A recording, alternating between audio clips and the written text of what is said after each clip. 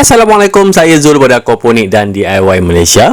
Dalam video kali ini, saya akan tunjuk cara untuk DIY tower hidroponik. Dan tower ni juga kita boleh gunakan dalam sistem aquaponik. Dengan menggunakan konsep tower ni, kita boleh jimatkan penggunaan ruang dan juga sesuai bagi yang tinggal dekat apartmen, dekat kondo yang nak menanam sayur di balkoni.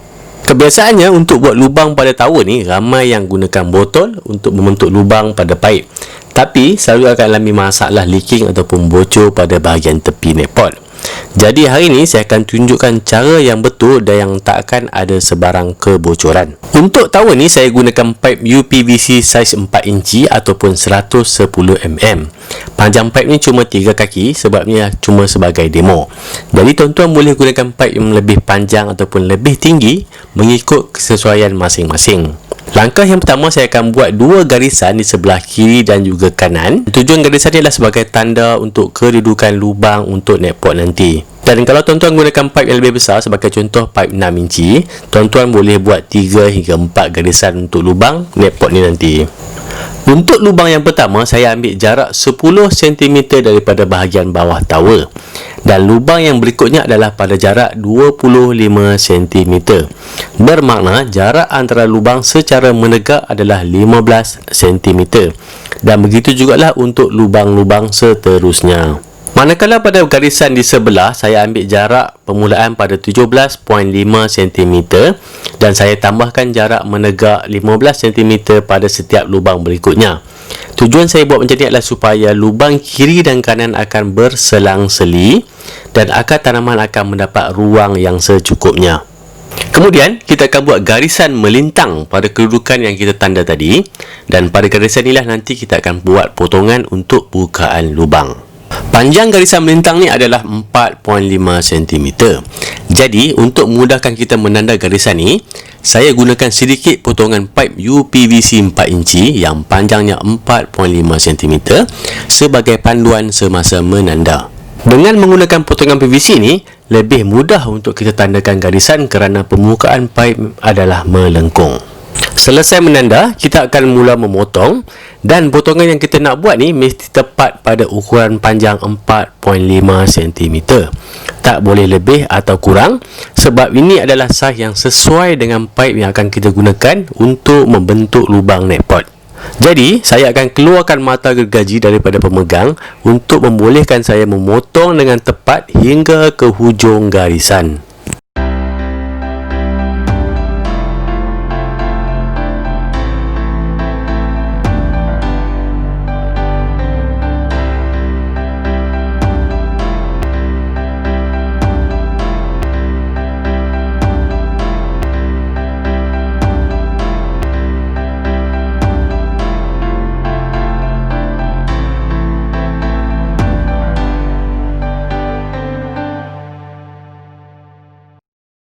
Sebelum kita mula membentukkan lubang netpot, bahagian yang ditanda tadi dan kita dah potong tadi, kita mesti panaskan terlebih dahulu. Dan untuk panaskan pipe ni, saya gunakan heat gun dan saya setkan pada suhu antara 360 hingga 380 darjah Celsius. Yang paling penting, jangan terlalu panas sampai pipe ni menjadi terlalu lembek ataupun lembut.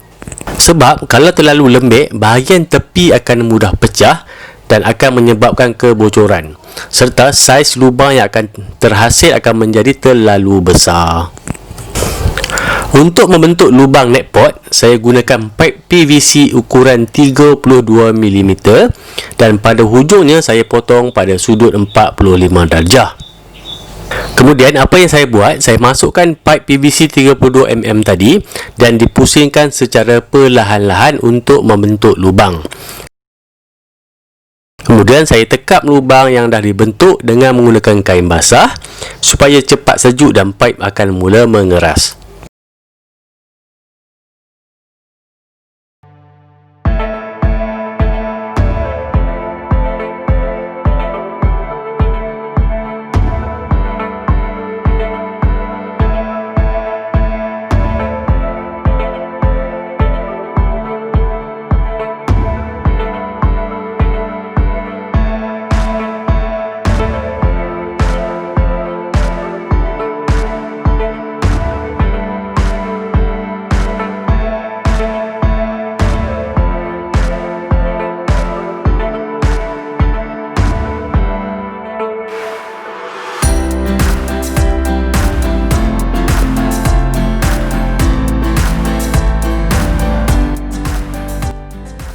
Setelah kita selesai membuat semua lubang untuk net pot, kita boleh mencuci kesan-kesan yang kita tanda tadi dengan menggunakan thinner.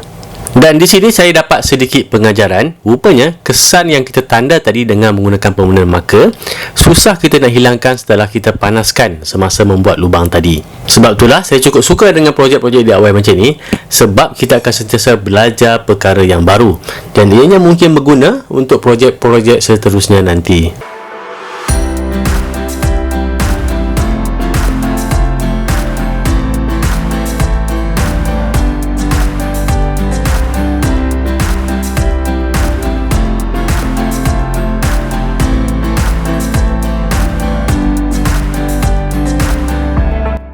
Kemudian untuk menguji keberkesanan sistem tower ni, saya akan set up sistem hidroponik yang mudah dan simple terlebih dahulu.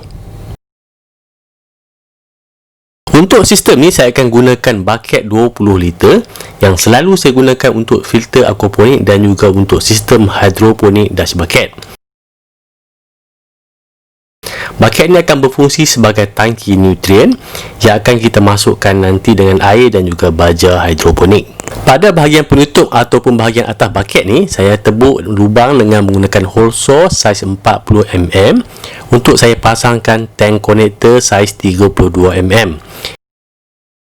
Selain itu, kita perlukan juga dua end cap 4 inci atau 110mm, dan end cap di bahagian bawah saya tebuk dengan menggunakan hole saw yang sama dan akan dipasangkan pada penutup bucket. Ini adalah untuk laluan air masuk balik ke dalam tangki nutrien.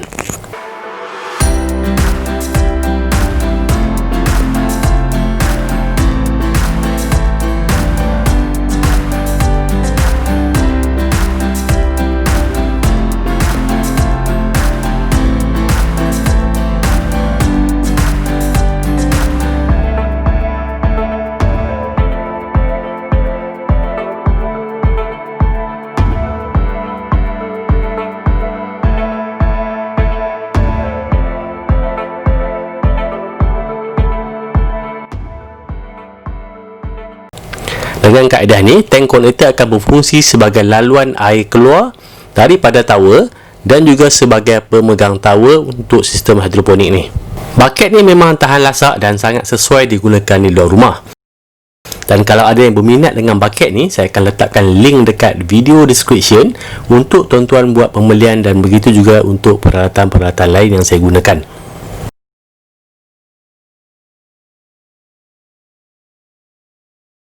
Dan mungkin akan kurang stabil, tapi ini hanya sekadar untuk menguji tower. Tapi kalau dapat bertahan dan sistem ini dapat berfungsi dengan baik, kita boleh buat secara permanent installation dengan menggunakan bucket ni. Okey, saya akan siapkan dulu sistem ni dan saya akan test sistem tower dengan menggunakan bucket ni. Untuk perkembangan tentang sistem ni dan juga cara untuk membuat aliran air masuk ke dalam tower, pemasangan pump dan sebagainya, saya akan tunjukkan dalam video-video seterusnya nanti. Jadi sampai setakat ni saja untuk video kali ni. Jangan lupa like dan subscribe YouTube channel Aquaponik Malaysia. Jumpa lagi. Assalamualaikum.